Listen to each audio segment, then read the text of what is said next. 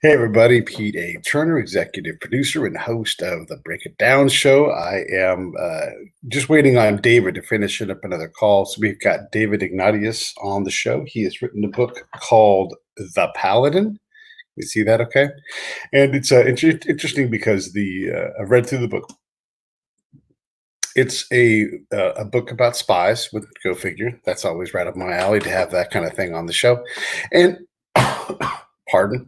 The thing that's neat is that in this time of misinformation and disinformation and deep fakes, that kind of stuff, that world's only going to get more confusing, and there's always someone out there trying to cheat the system, and that's a lot about what the Paladin is like. So if you like a thriller, a good spy thriller, this is a good book to have on. David is a DC regular. He's someone who has studied and written about the Middle East for years and years, and he may not realize this, but we actually have, we were sort of email pals for a minute in the mid 2000s, in the mid aughts when I was in Iraq, because I was asking him questions on what he was seeing, and he was able to ask me questions about what was happening on the ground. So, though I'm positive you won't remember, that was a thing at one point where we would exchange email messages. And David is coming in now, so let me grab him. Hi, forgive me for being late on the draw. I just got a little bit confused about how to do this. Man, it's fine. Hey. You got to work when you can. Hey, do me this favor. We already started, so just say this is David Ignatius, and you're listening to you're watching the Break It Down show. This is David Ignatius, and you're watching the Break It Down show. Ignatius. I gave it a shot. I thought it was Ignatius. I thought it was more Latin-based. Okay, so David Ignatius has written the book Paladin. You guys, I'm going to show you again here on the video. It's fantastic. And as David, I don't know if you know, but I'm a counterintelligence agent from my Army days. You and I used to interact a little bit via email during the mid 2000s, talking about Iraq and the Mideast, and just a few emails. I'm positive you wouldn't remember, but you've given your book to someone who knows the spy world and intrigue and all those kind of things. And I will tell you, I loved it. I thought the book was fantastic. I'm delighted. You couldn't say a nicer thing. You're the reader who I want to like the book, but I'm always scared we'll say, no, it's not like that. Well, I mean, it is like that. You've really picked something that if you've not put your finger directly on the pulse, you probably put it directly in front of it. Like, this stuff is coming, deep fakes and misinformation is happening all the time. It's what inspired this? So, we're all living through the same experience of how easy it is to manipulate information. We increasingly mistrust the information that's coming at us, and for good reason. We don't know whether it's been cooked, spun, and the 2016 presidential election, whatever you think about it, right, is an example of how vulnerable we are as a country. I mean, we've been spun up now for 4 years about the allegations that emerged about Russian meddling. I believe that they did. Right. I think the evidence is pretty solid. But, as you know from your background, the issue going forward is we're not going to be dealing just with fake news that's put on our Facebook feed, news that's, in some way amplified by intelligence services. We're going to be dealing with fake events, with events that never happened, with video and audio imagery that appears to be completely accurate and reliable, but was made by a computer. We're already there in terms of the technology, Pete. So it's happened. The deployment of these tools in the intelligence world is coming, and my novel really is an attempt to think about what's over the next hill, about how the CIA dispatches a young officer to try to penetrate a group that's mastering these techniques. It's an assignment that is illegal because this group calls itself a news organization, and that's a no-no. You're not allowed to do that at the CIA. He gets indicted and convicted and sent to prison. He's left hung out to dry. Right. And so the book's really his effort to figure out, who were these people? Who took me down? Why did they do it? But as I say, this is going to be a real life problem, not a fiction problem for all of us. This is an important point because regardless of what you think of either candidate or either outcome, well, here's the thing, and then this is not in any way pointed at you, but when the president, as erratic as he is, when he says fake news and everybody keeps obliging him, it only makes the problem worse because everybody's enriching themselves on his erratic behavior. So you can, this is happening a number of times where they put out a story that's proven to be wrong because they wanted to be first, and then maybe the retraction happens, but the damage has been done. And in a lot of ways, like you use financial markets to make this happen. But whether or not you like the president, there's always another one coming. And if you can write whatever you want and go, oh, sorry, retraction, it's too late. The news is broken. It's spread. It's gone viral. It's a terrible way to run business. The facts don't catch up with the misstatement. Every time you misstate it, you reinforce in people's mind the initial false statement. And I think President Trump, whatever you'd say about him, is a genius at the use of these communications techniques. He'll get a nickname for somebody or a little side jab, and then every time the subject comes up, he'll repeat it, and it takes on a life of its own. I mean, my hope is that in the end, people will understand this comes down to us. We need to be smart consumers of information. We're going to get the news sources that we deserve. I mean, if we click on stuff that's got a lot of spin and, it's kind of serving up what we'd like to hear and tells us all of our favorite people are really wonderful and that the people we hate are terrible, we'll just get more of that.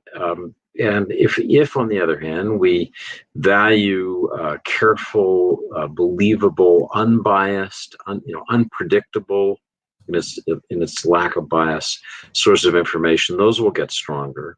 And I'll just say one more thing, because I think this is important when we think about our lives, in the economy, when we're trying to decide on investments.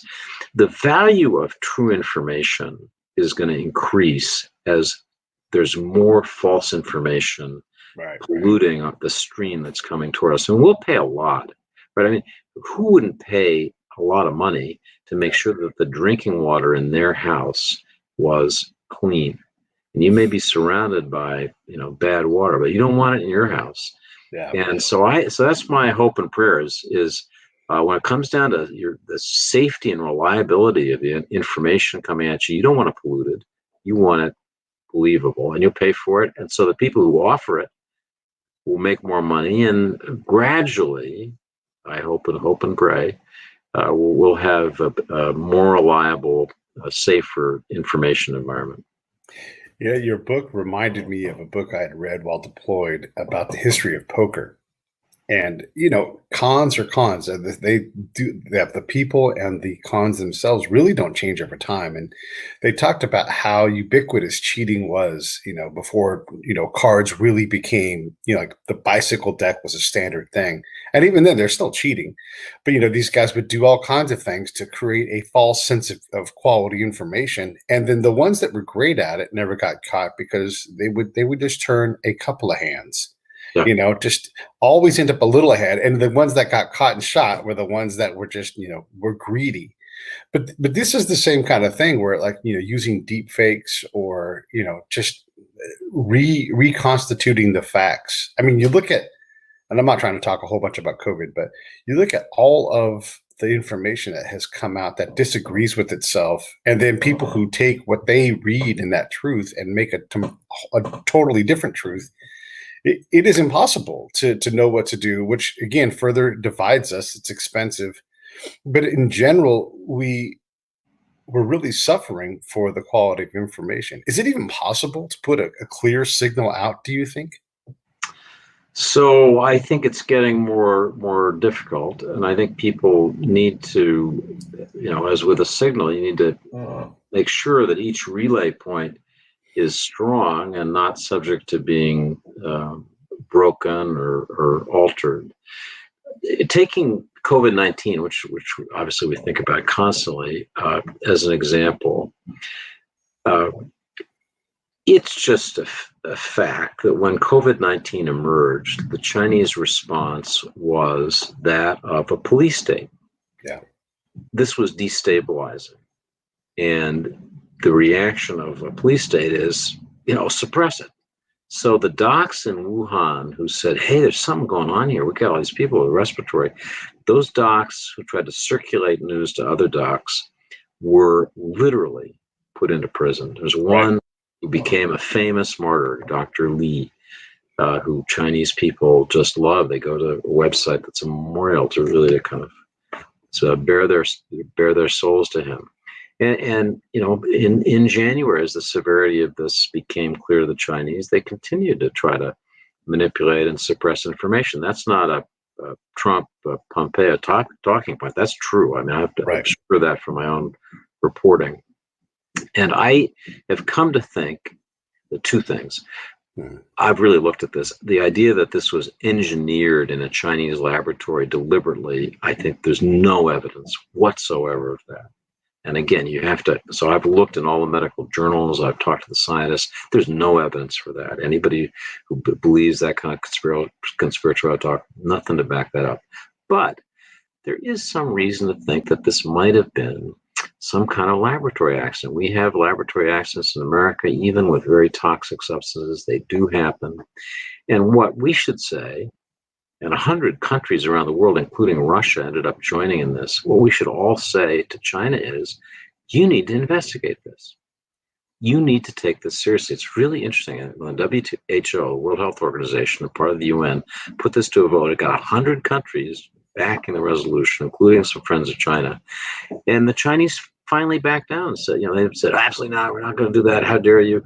So there's now going to be an international investigation that I hope will be credible. So that's the world I want to live in, where everybody says, no, it's not acceptable to suppress this information. It's too dangerous. We insist.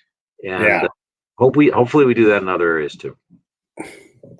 When you talk about Russian meddling into elections, here's one of the things I learned from being overseas and watching what we do. At a time, like we said, there's corrupt everywhere. I thought, well, we're the corrupter here, So when we complained about someone messing with our elections, and literally like all the time, there are stories about us meddling in elections, like our desired outcome for an Afghanistan election. Like, who the heck are we? Like, yes, we try to be more open and free, but people are hiding stuff every single day here in the United States. How do we take ourselves credibly? Like, look at the FBI and what a mess it is right now. Again, what are the side of the political spectrum you're around? There's some real problems with these folks. Here's a fact, okay? And I'll say this. As a counterintelligence agent, there's no way that Hillary Clinton had TS on her home server and did not break a law. And when the FBI director sits up there and says, she didn't mean to, it's hard to take ourselves seriously. So we could relitigate the Hillary Clinton, and I'm not trying to do that. Just emails forever. It's just a fact that going administrations going back to to email. You come out of a meeting in the Situation Room, and you should go to a skiff, and before you write the message to whomever describing what happened, but people don't do that, and they just don't, and they should. And it's always been handled in the appropriate way with an administrative sanction, reprimand goes in your file, and it should. I'm not convinced that there was. I'm not saying this is good. It isn't. But it's very common, and shouldn't have had top secret stuff on any of these platforms. I think that the point you were making a moment ago about the hypocrisy on America's part, we have been in the business of trying to manipulate other countries' elections through special activities, the term of art, as you know, covert action, we typically would call it. And, we pump information into local media outlets and do other things to help candidates. We don't come at this with clean hands. I can remember during the Iraq campaign, you were deployed for that. I can remember 4-stars talking to me about the information space. We need to be in the information space, countering the extremists. David, it's like so important that we, and you go, yeah, well, that sounds really important. You don't want the extremists to be dominating the information space. And you have to pull back and think, well, that's the way the Russians talk. The Russians regard the information space as a domain of war. Right. They make no bones about it. It's a domain of war. And they see war, conflict, it's a rheostat. You dial it up and down. We think it's an on-off switch, right? You're either at war or you're not. They don't. They think it's a rheostat. And they've always got some light on. They're always doing some stuff. And I fear that, we're entering that. I don't fear it. I know it. I've written this. We now have a definition of cyber and cyber conflict that says we are constantly engaged in a low-level, persistent cyber conflict. So I'm not saying we have any choice. I'm just saying people should know that. They should be aware that when they go into the information space, they're in what is regarded by other countries and us as the domain of war. Yeah, and I specialize in the human domain, and the thing I've learned too is those generals that talk about the information space, they really could say the disinformation space, or at best misinformation space, but we don't own that space. The more we try to do it, the more detached we are from reality, and really, and this is one of the biggest lessons I learned from all my time deployed, and I've talked to thousands of people who live in these areas. It's affect over effect. If you can't create a desired affect, you will lose. It doesn't matter how many airplanes, robots, bombs, anything. None of that matters if you can't move the populace. And we struggle with that. We are bad. And this is a whole different conversation, but what are your thoughts on affect over effect? Well, I in the early days of the Iraq war, I covered the invasion of Iraq in 2003 as a unilateral correspondent, so-called, which meant I wasn't embedded with a particular unit where you were some wonderful things. You raced forward in the Humvee and saw a lot of Iraq that way. I went over the berm the day after the forces did, and was able to see what, as they raced north, was left behind. And I wrote in the first week of that war, the thing that we didn't see, and to be honest, we didn't understand. It was months before we understood it. But it was as plain as could be on the ground. And that was that there was an insurgency. And I knew that because I would go talk to people in these towns where the Americans had run through and they thought it was secure and the Iraqi army had run away. And I'd be interviewing somebody, and suddenly the person would just panic. And my translator would say, he knows the Fedayeen Saddam guy is right over there. He's going to get him. And so it was obvious they'd left a stay behind network. There was an insurgency for 6 months. You couldn't get anybody in the green zone to say there was. And I used to, because I had a lot of contacts in the Sunni tribes of Anbar Valley. I would go up into Anbar province, go up the Euphrates, and see some of my friends. I remember a particular Sheikh Hamis from one of the tribes, and he took me into his little house, and he offered me a meal. It was, just as I look back, how on earth did I eat any of it? The sheep's eyeballs, not really what I was counting on. And he said, I said, Sheikh, when this is over, I'd love for you to come visit me at the Washington Post. I said to a friend, this guy's watched too much Baywatch. He said, yes, I really like that. I've always wanted to have an American wife. This guy was probably 80 years old. That was, anyway, he said at the end of this conversation, if you Americans don't take our situation as Sunnis who have been overwhelmed more seriously, the strong will eat the weak, and there will be nothing left here. And that was before Zarqawi began to just move like wildfire. I'll bet you remember that those days.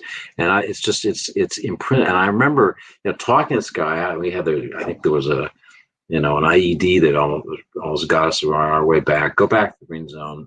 Try to talk to one of the political officers or one of the military contacts and say, hey, you guys, out there in Fallujah, this was before the Battle of Fallujah, out there, you got something you got to deal with. I mean, Yeah. And did anybody want to hear it? Well, you know the answer because you were there. No, they didn't want to hear it. They did not want to hear it. And then we know what happened. It's a tragedy how messed up that got. Yeah, we're going to get trapped in this conversation if I don't dig us out, because I have 15 things I want to say to you about that. But let's go back to the Paladin.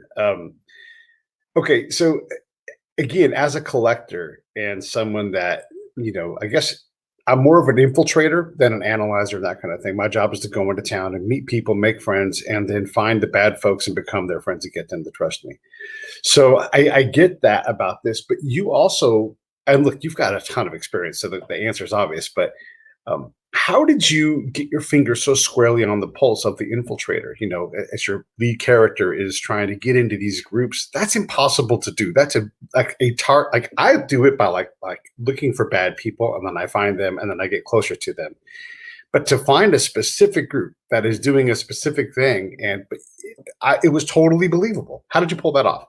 So a lot of this is just using your imagination. You think of what's the problem set. You think, okay, how would you go about targeting if you were an intelligence agency? What would be the things that you'd care about, and then what would you need as collateral evidence to assist in the targeting? How would you go about doing the preliminary reconnaissance? What kind of surveillance would you need, and then how would you go about doing the recruitment? What would be the bait? What kind of cover would you use? You just, because you've read spy novels, we've all thought about this. I try to think about it very carefully and systematically. And over the years, as people retire from CIA or military intelligence, these are often people I've met in my travels overseas, and I'll sit down and I'll say, what if you had a problem in general like this?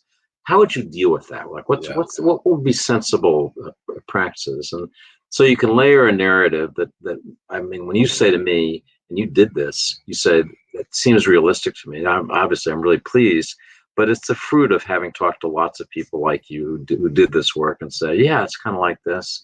That's how I go about it. Yeah.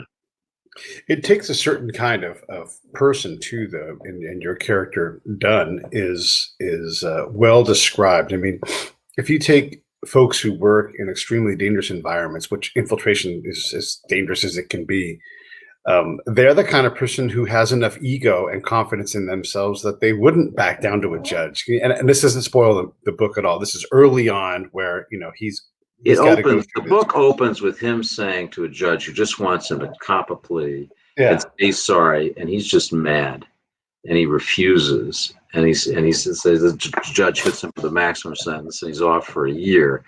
Yeah. So he's a stubborn guy. He's if you've read, or your listeners have read Hillbilly Elegy by J.D. Vance, about people from the Rust Belt and how they feel about the world and how they feel about the way the world's treated him.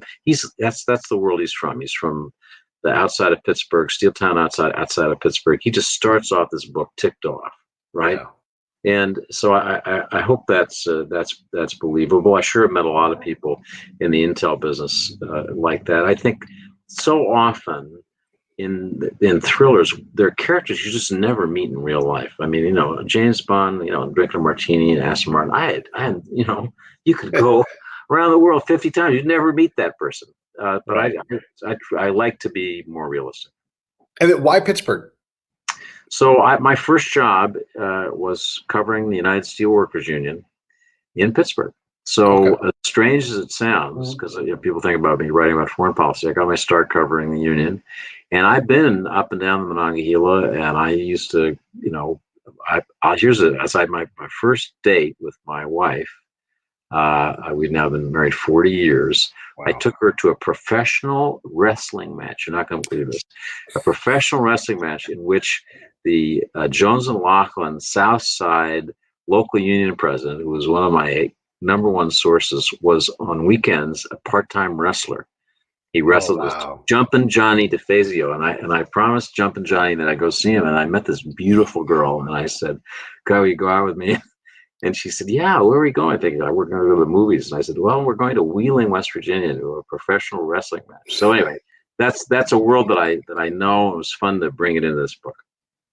Yeah, it was great. It was, and I've always wondered, because I've interviewed a lot of authors, and so I always think about you all are present. Your voice is present in my head because I do get to talk to you guys, and these choices are always interesting. Like on why Pittsburgh? Because I look at him like he must be from Pittsburgh, but you're not. It doesn't go the other way. The other thing too that I was interested in with the whole vengeance thing, he manages to keep himself under control enough. I mean, obviously he's an operator. He knows, what's too much, but it's easy to let anger to get into like full vengeance and rage mode and then, undermine yourself. He still has to be palatable to the system so that they can put him back into this environment where he can, do what he's going to do. So he, yes, he's a controlled anger machine. He does some things that are stupid that the reader doesn't really understand until you get towards the middle of the book, that help take down his marriage, his family, and you don't really understand that till you get to the middle, and that's part of his self-understanding.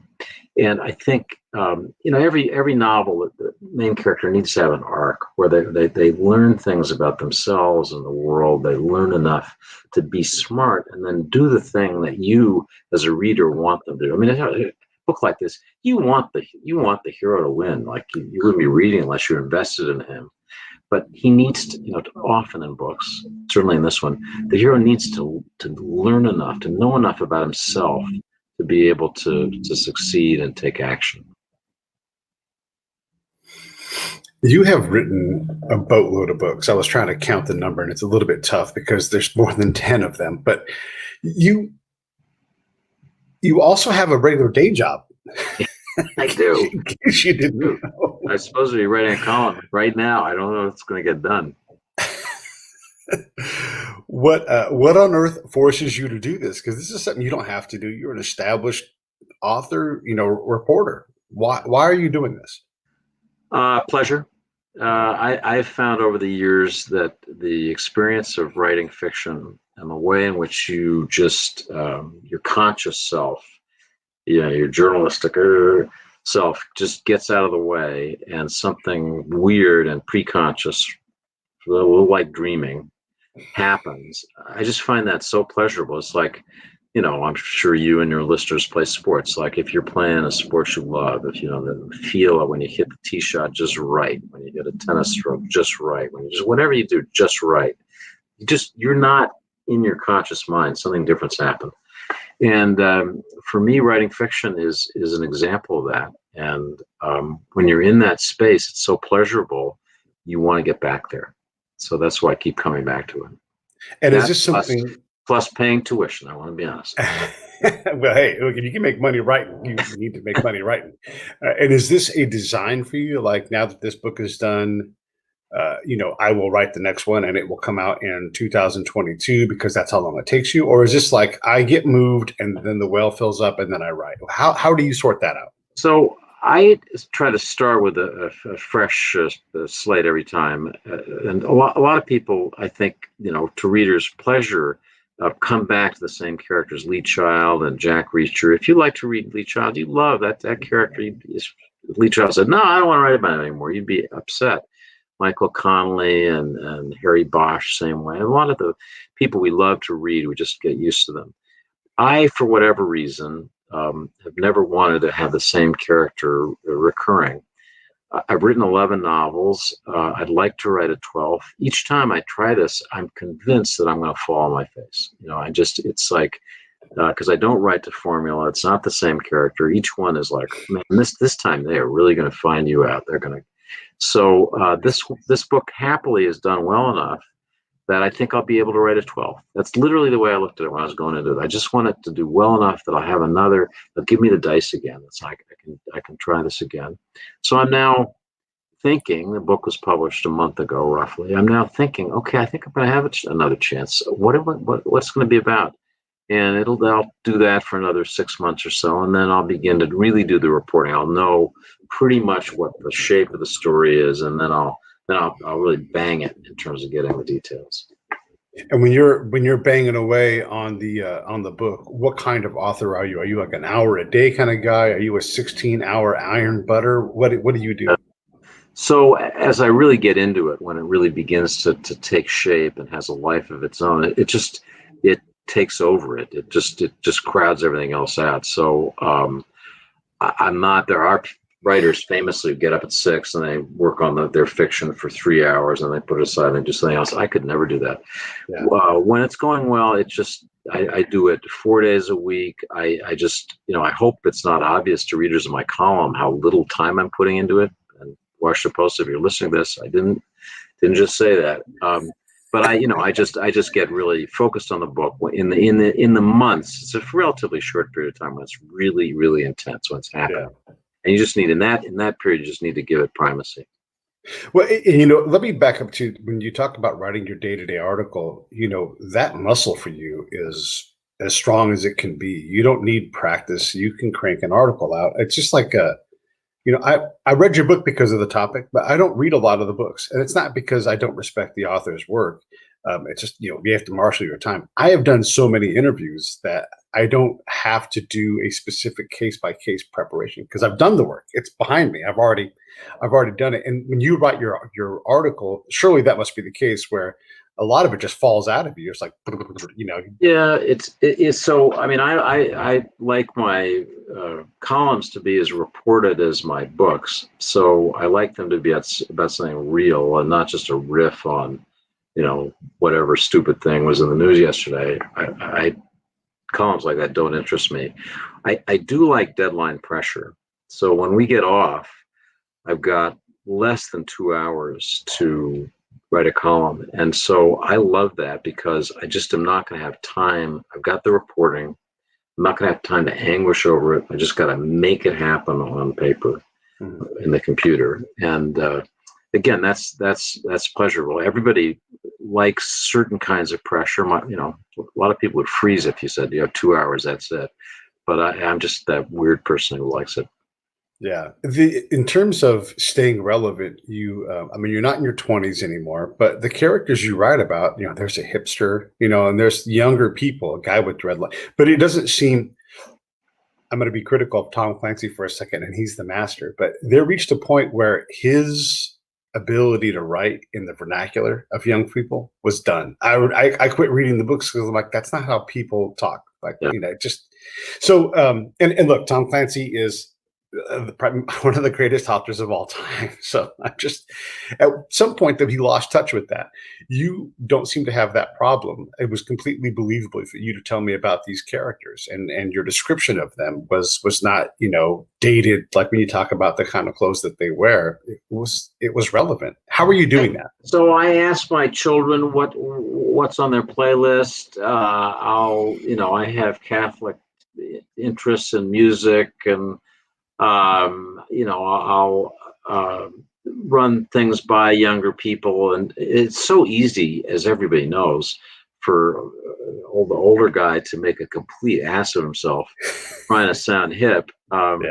So I try to be careful of that. There are lots of online resources. There are dictionaries of, street slang.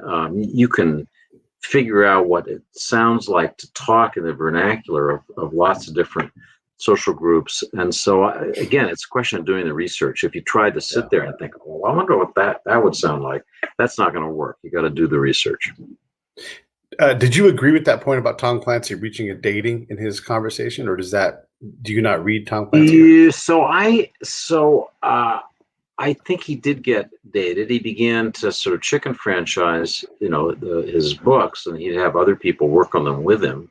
Mm-hmm. And so I think that dilutes. I knew Tom Clancy, met him, and he once criticized a colleague of mine who was one of the most courageous war correspondents of his generation. And this guy had seen more bad stuff and closer to death, and he knew what he was doing, and Tom Clancy was running him down, and he's liberal this and that, and I just thought, you've never left Annapolis, man.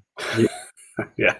You're an insurance salesman. How are you criticizing a guy who, humped it day after day, month after month in Vietnam, any conflict, there he was. So I just, it's kind of affected me. I've never told that story, and I know people love Tom Clancy. His books are really good, but it just bugged me to hear him criticize somebody who we didn't really know, but just thought, well, he works for the Washington Post, he must be some kind of lefty. Some kind of damned hippie. Another question about the Spycraft stuff. You live in a place where there's a lot of agencies doing a lot of tradecraft training. Are you ever aware of it? Like, do you ever go, oh, I think those guys are doing surveillance training? So I've heard so many stories of how people come up from the farm down by Virginia Beach, where the CIA does its training, to do their street exercises, and they'll get FBI people, and there's elaborate surveillance detection runs, and so, and I know some of the places because my friends have told me where they did them, and sometimes when I'm in places where I know it's happened, I kind of look around, and you'll see, why that guy staring in the window of the store? Is he, because that's one of the sort of standard things. But not really. I mean, everybody in Washington is doing something weird. So yeah, that's true. It is funny because I've done training in DC, and you can spot yourself in a second. So yes, you're in a distinct exercise, and you're working on surveillance in this case. But you'd be walking through, I don't know, the mall or something, and you're like, those guys are having a practice source meet. I can see it, because there's a third guy at the other table looking at right now. For those who are listening, I'm staring intently at the person at the table next to me, and they're scratching notes, and it's a great place to go do it. And then, if you want to hide in plain sight, you go to the mall and you walk around and do surveillance, because it's hard to do surveillance there and not stand out, because it's such a big area. You can quickly figure out if someone's. One of the things that I have thought about is, when I travel overseas, when I'm in Moscow or in Beijing or Shanghai, I have to remind myself that I'm just there typically as a tourist or as a journalist. The last thing you want to do is in any way look suspicious, look like you're trying to avoid. And we all have a tendency when we're in a scary place to go look over our shoulder and you just have to calm yourself down and remember fixed surveillance. I mean, you could be in an empty Moscow metro station, but every move you make is being watched and analyzed. And the Chinese now they don't need people on the street. They just your facial recognition. They got you everywhere you go. So and not only do they have your face, but they have your DNA. I mean, an interesting puzzle for your listeners to think about. I've thought about a little bit in my fiction is, in a world where your DNA, your facial recognition, your eyeball structure, not just your fingerprints, are all available. How do people change identities? How do they move covertly from across borders? Yeah. How's that going to work? And it's a real. We leave so much digital exhaust, as people say. I'm sure you had to deal with this in your earlier work.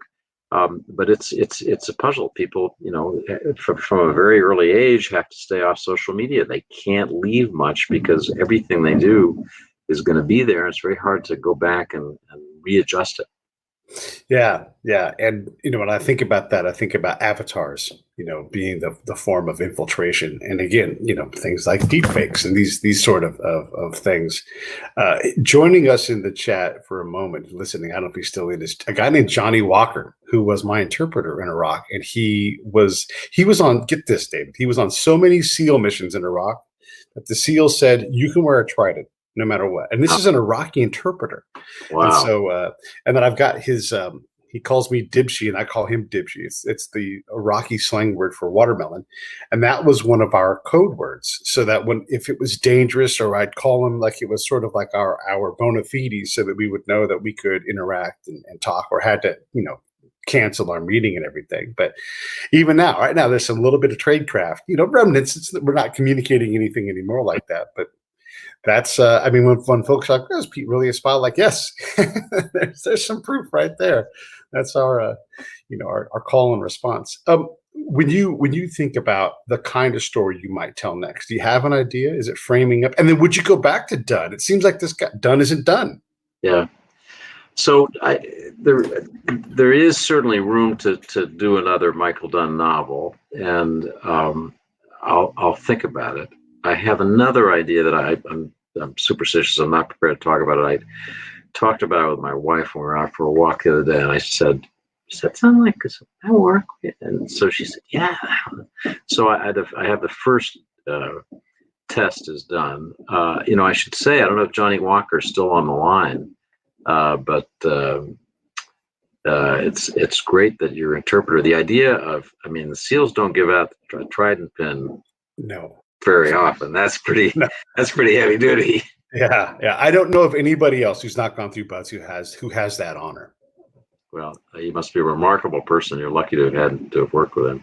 I have the same. We had Iraqi colleagues who we depended on for translation, for all the services that kept our bureau going in the dark times. And thank goodness we were able to get our people out pretty much without exception. They're living wonderful lives here in the U.S. I watch as their kids now graduate from universities, and I just hope our country keeps faith with the people who took risks for us the way we do as a newspaper. But it's I know that feeling. In fact, you're still in touch with Johnny Walker, and you guys are still trading the Iraqi word for watermelon. That shows a real bond. Yeah, well, I was and again, it doesn't matter what side of the aisle you're on. We've done a terrible job at abandoning those folks who were interpreters for us, and it's shameful. We talk about all of the undocumented illegal worker situation. If there's anybody that's at the front of the line, it's these folks. Yep. And it's terrible that we've left them behind, and completely, anyhow, it'll get me fired up and going. Yeah. Johnny is wonderful. He leaves a wonderful life. And those that we are able to bring back, it's a good thing. Interpreters, I'm an expert on how to use an interpreter overseas. And I talk quite a bit about it because there is an advanced way to do it. And I imagine that, you guys as reporters must have a similar thing. There's not a lot of training for these sort of things, but, they're really an extension of you. They've got to communicate culturally instantly in a way that you and I can't do. You can be there for a year and you're not going to be anywhere near where they are. How do you deal with the interpreter piece of the puzzle when you are abroad? Well, you need somebody, as you say, who will, get the said and the unsaid. The French say le dit et le non dit. Yes. And so that's important. You need somebody who gets you. The ideal interpreter will spend a little time with you before going out on the interview, just so that as they ask the question, they're conveying the kind of person who's asking it. And then they'll do that with the answer, that give you some of the background and richness that motivates the answer. I always feel it's important, even if I don't speak Arabic well enough to get in any reliable way what's said, to size up somebody. And you can tell a lot about somebody. In that culture, I mentioned to you earlier in our conversation, sitting with the sheikh, and the sheikh, offering me a lunch, and he put his hand on his heart as a way of saying, "I really mean this." And when he said, "This is what's ahead," when people are really speaking from the heart. It doesn't mean they're not being manipulative in it. Sure. And any journalist or intelligence officer, for that matter, who doesn't understand that in every interaction with people in these other cultures, you're dealing with somebody else's agenda. But you learn to filter that. You get your filters set right, so you tune them up. Exactly. I talk about my dial all the time, and it's true. And our desire to get intel, the moment intel shows up, we get so excited, we throw out the possibility that we're being manipulated. And I always ask young agents, like, who's running who right now? Yeah, and if they don't know, Well, I watched that over and over again. I watched the Israelis are supposed to be geniuses at intelligence. I watched a series of Lebanese militias manipulate the Israelis to a fare thee well. And they, years, months before the 1982 invasion of Lebanon, which ended up being a terrible mistake for Israel. But people got so good at telling them what they wanted to hear. And it's, we're all vulnerable to that. Who among us isn't, I'll say to somebody, I really want your honest opinion of my book. That's not really what I'm saying. You're an honest person, and I want you to tell me you like my book. So if somebody says something that you want to hear, you just say, "I says such good judgment." It was so, and we're unfortunately in our intelligence collection super vulnerable to that. Yeah. I wanted to ask you, because our jobs are parallel. I mean, I was an undergrad. I was a TV, radio, journalism guy, and one of the reasons why I was ahead of my peers is because I had to figure out how to find a story. I had to figure out how to develop sources already, and I wasn't a good reporter, but I had the basics in me from doing it. When you say you go to Ambar and you've got sources, good grief! Like, how the heck do you pull that off? Yeah, you've got an interpreter, but that's just a piece of the puzzle. You've got a whole puzzle put together. How do you develop a network of sources who will do things that potentially and probably have gotten them killed? So it is a question of developing a network. In the case of Anbar, I had been going to Amman, Jordan, which is where many of these Anbar sheikhs would, stash their money and have their villas and live it up. I'd been going to Amman for so many years. I had so many contacts in the Jordanian army and security service that I knew my way around pretty well, and I knew the major tribal figures in Anbar. So as we invaded Iraq, sadly, I'm just not sure there are enough people in our government who had done the necessary spade work so that you just have to have the feel of this on your fingertips. You have to have sat for a long time drinking coffee, to get to know who to go see, to have a trust. Same thing with all these countries in the Middle East. I mean, I still try to keep up with everybody that I met in Lebanon, all over the Middle East, starting in 1980. I mean, that's a long time ago. That's 40 years ago. But I still, just recently was exchanging messages, and I think that's a liability we have as a country. Our CIA thinks you're not really recruited unless you can be handed on to somebody else, and so the relationships are transitory. They don't have that feel of an intense human bond. I think it's one of the things we do wrong. Russians are better at this. The Brits are much better at this. But this is about human beings and human relationships. I mean, the truth is, you can buy somebody, yeah, you can have that control. But I'm just a believer that the agents, people who really matter to the United States, probably have a different motivation, much deeper. They're not just bought. Something else.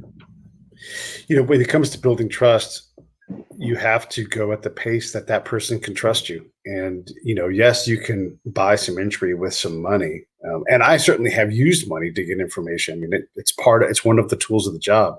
But the people that were most reliable, it was built over time, like a real friendship is, because I'm very genuine and honest about what I'm doing when I'm there. Like I say, if I ask you a question you don't want to answer, don't answer. Like I'm a super agreeable guy, because I'm not going to find the bombs on day one. It's just not going to happen. I can say, "Hey, where are the bombs to everybody?" But no one's going to talk to me about those things. And I'll tell you, the other thing that I'm sure that you did, and I think that we do too little culturally, I think it's crucial that you keep faith with people. Yeah. And what that means is that as a country, we tend to seduce and abandon. everybody's hot for Lebanon, and so we're going to Yes. buy up every Lebanese asset we can, and then the season changes. It's politically not popular. We, a bunch of Marines get blown up. Man, let's get out. Let's get out of Dodge, and we leave behind all these people who trusted us, and they're just, and as you know better than I, that's what happened in Iraq. We left behind, and they're enraged. I have been watching this in Syria. I mean, I go in and out of Syria a lot with our special operations forces, as I write often, but I just have had an unusual opportunity to view that war. And I've seen us, Syrian Kurds are some of the best allies we've ever had. They stand and they fight and die. You give them an objective, they do it. And we just walked away from them. All the things that this administration has done, I got to say, this is the one that just, man, it grates, because these are people who stood up. We did. How many people were killed in action in our fight in Syria when we took down ISIS, destroyed this group that was terrorizing the Middle East? 5. Do you know how many these Syrian Kurds got killed? 12,000. Yeah. And 25,000 seriously wounded. So and they were the stand-up men and women, because there's a lot that we dream of having as our allies. And what did we do to them? We said, "Sayonara, Charlie." And every time, that's what we do. I mean, I hope your listeners just think this is something we can't keep doing. It's one of our worst qualities.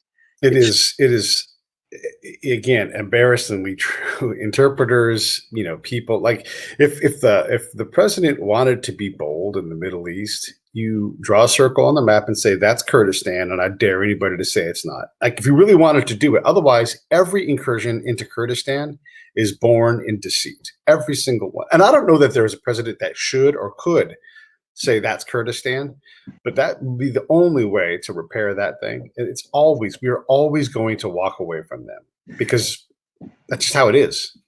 They're great fighters. They have been betrayed over and over again. Why they keep coming back? Like Lucy in the football. I don't know why Linus keeps thinking he's going to kick it. Your analogy was better than mine. That's well, look, let me wrap this up, because I could talk to you about this stuff for actually I have one more Middle Eastern question, because this is always interesting to me.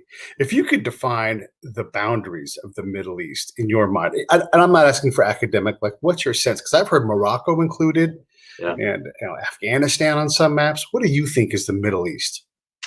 So I think of the Near East as a very integral unit that I understand well, and that's Lebanon, Syria, Jordan, those contiguous countries. Then I think of North Africa, where the Arabic sounds different. As soon as you cross into Egypt, it's a different. The G goes from a hard to a soft. As you move further west, the culture of Libya. I mean, Libya is the most tribal place I've ever been. The Romans couldn't put Libya together. They couldn't make it. The Ottomans could never make Libya work as a country. And so I think of that as, it's technically in the Middle East, but it's so nuanced. No wonder we make such mistakes. And by the time you get to Morocco, French is the second language. Moroccan Arabic is so hard for people from other parts to understand. The Gulf in the same way. So increasingly, I'll be honest, I've kind of disaggregated. I used to write about Middle East policy, like as if that had meaning, and increasingly it doesn't for me. I just need to disaggregate, and I want us to, as a country, to have people on the ground who get that, who know that Oman is not the same as the country next door, the United Arab Emirates. It's got different culture, traditions. It's got different kind of Islam, different worship practices. Anyway, someday, hopefully we'll get out of the Middle East. We won't have to worry about this, but that never seems to happen. To the extent we stay, you and I, we need to find a way to share what little we learned. Yeah, if they'll listen, I can share all I want, but if no one's listening, let me see. But do listen to this though. This is the Paladin. It's from David Ignatius. It's a fantastic book. One spy saying a spy novel that I thought was just fantastic, real. I stopped thinking like a spy and started reading like an actual reader. Really, I really enjoyed the book. The link is on the page. You can always get the link in the show notes. And I just, man, I think the world of you. I appreciate you talking to me back in the mid 2000s. It's neat. I'd love to hang out sometime in DC when we're Yeah, all me able too. to do these kind of things. Well, It's great. when you're back, I love this conversation. You and I tracked a lot of same terrain, and I have a feeling this isn't the last conversation we'll have. Well, thank you so much. I appreciate you. Okay, thanks a lot. Great conversation. Take care. Stand by for a sec.